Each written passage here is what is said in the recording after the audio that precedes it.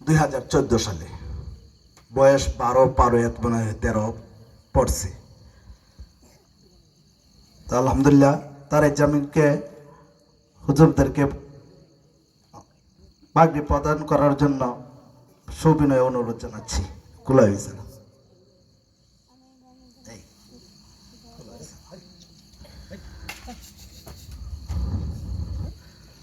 তো আলহামদুলিল্লাহ তার জন্য দোয়া করবেন,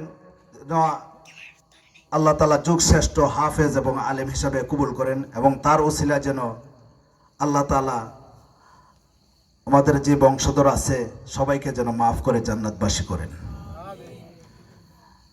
সেই সাথে আরেকজন ছাত্র দেখলে আশ্চর্য হবেন, পাগড়ি নিতে আসছে।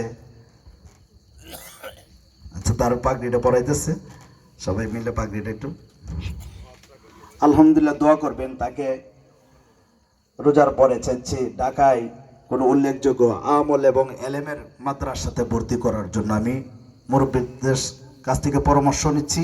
আল্লাহ তাআলা যেন কবুল করেন। আমি যতটুকু পারি ওসিলা করতে আছি এবং সবার দোয়া চাচ্ছি যেন আল্লাহ তাআলা তাকে যুগশ্রেষ্ঠ হাফেজ এবং আলেম হিসেবে কবুল করেন।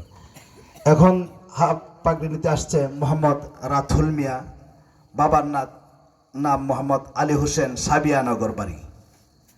সাবিয়ানগর বাড়ি, সে লজিং রয়েছে। আমার